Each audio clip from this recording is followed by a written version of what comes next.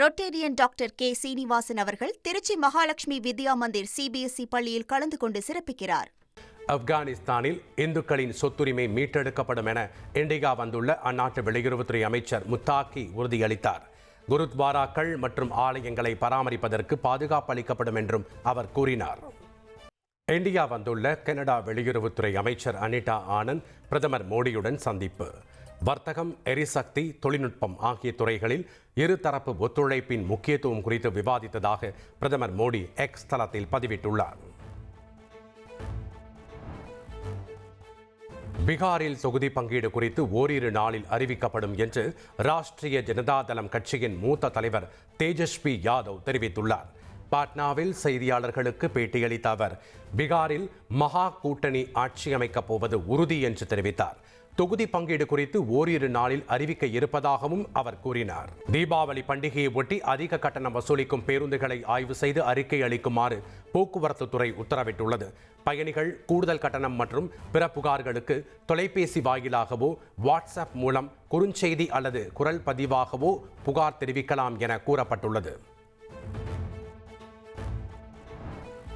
இடைநிலை பட்டதாரி ஆசிரியர்களுக்கு 4 மாதங்களுக்கு ஒருமுறை என்று ஆண்டிற்கு 3 முறை சிறப்பு தகுதி தேர்வு நடத்தப்படும் என பள்ளிக்கல்வித்துறை அறிவித்துள்ளது. அடுத்த ஆண்டு ஜனவரி, ஜூலை, டிசம்பர் மாதங்களில் சிறப்பு தகுதி தேர்வு நடைபெறும் என்றும் தெரிவிக்கப்பட்டுள்ளது. மத்திய பிரதேசத்தில் 20 குழந்தைகளின் மரணத்திற்கு காரணமான இருமல் மருந்து ஆலையின் உரிமம் முழுவதும் ரத்து என அறிவிப்பு.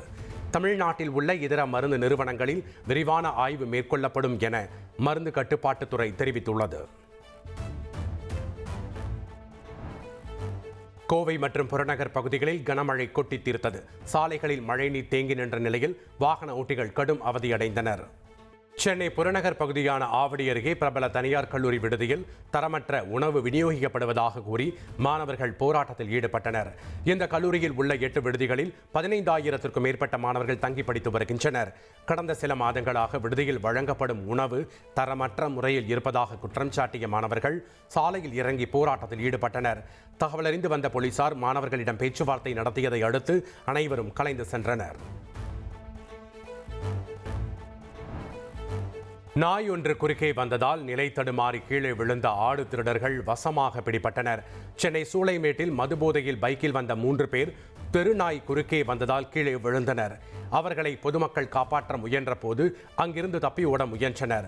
அப்போது அவர்கள் கையில் ஆடு ஒன்று இருந்ததால் சந்தேகமடைந்த மக்கள் அவர்களை போலீசில் ஒப்படைத்தனர். விசாரணையில் அமைந்திக்கரையைச் சேர்ந்தவர்கள் என்பதும் மூவரும் ஆடு திருட்டில் ஈடுபட்டதும் தெரிய வந்தது. பாட்னா சூப்பர் ஃபாஸ்ட் எக்ஸ்பிரஸ் ரயில் திருப்பூரில் இருந்து ஏறிய வட மாநிலத்தினரால் பெரும் அவதியடைந்ததாக பெண்கள் சிலர் வெளியிட்டுள்ள வீடியோ இணையத்தில் பரவி வருகிறது. முன்பதிவு டிக்கெட் எடுக்காமல் முன்பதிவு பெட்டியில் ஏறிய வட மாநிலத்தவர்களால் கடும் சிரமம் அடைந்ததாக அவர்கள் குற்றம் சாட்டினர். நிறைய பேர் இருக்காங்க. ரிசர்வ் பண்ணிட்டு படுத்துட்டு இருக்கோம். பேக் ஃபுல்லாக படுத்துட்டு எல்லாரும் மேலே வைக்கிறாங்க.